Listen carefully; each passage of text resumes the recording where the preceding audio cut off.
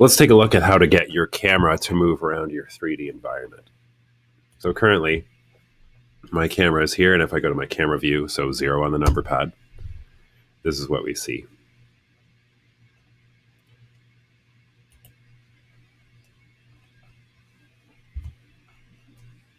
I'm going to go to my top view, and I'll pull the camera back a bit.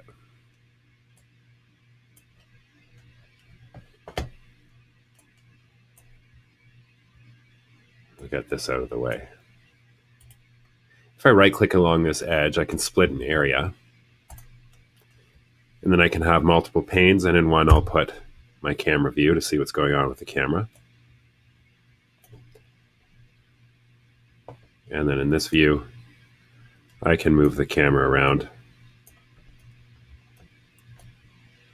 and position it in a spot where I can see a lot of my landscape.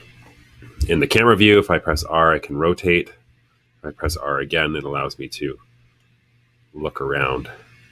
All right, so now that I have my camera aimed, I'm going to create a path for this camera. So to do that, I'm going to go Add, Path,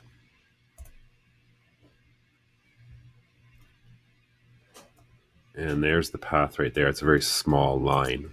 And I'll need to work on this in edit mode. In edit mode, you'll see little nodes here for the path so that you can shape the direction of it. I'm going to go to my top view here and try and make this as circular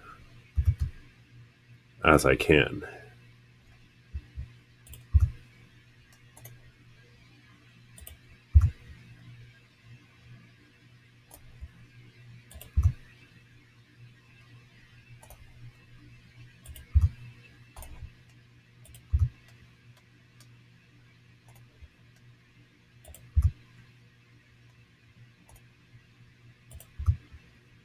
And maybe I'll expand this.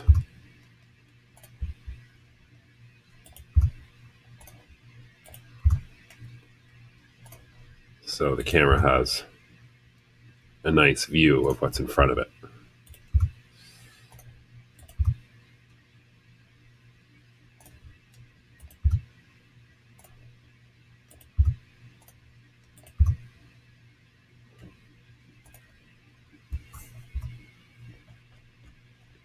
So if we take a closer look at the path, you'll see these little chevrons indicating the direction of the path. So it's actually starting on this one.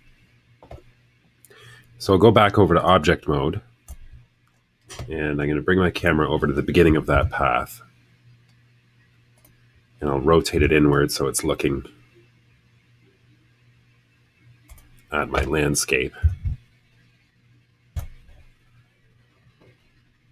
And what you want to do is get that camera pretty close to the beginning of the path, almost on top of it or touching it. So just make sure you check from your front, side, and top views to make sure the camera is actually on the path. So now with the path selected, or sorry, the camera selected, make sure that you're back at frame 1. And then hold Shift while the camera is selected and select the path. So they should both be selected now. And press Control P to parent and choose Follow Path. So if we move along the timeline now, we can see that the camera is gliding along that path and orbiting around our landscape. Now if you notice, it's completing its journey in 100 frames. This animation is 250, so if you go to your path settings over here and path animation, we could change that to 250 as well, which will slow the camera down. It's giving it more frames to travel around the path and give you smoother movement. If you press Alt A, it will play that animation for you. So you can see what the camera is doing.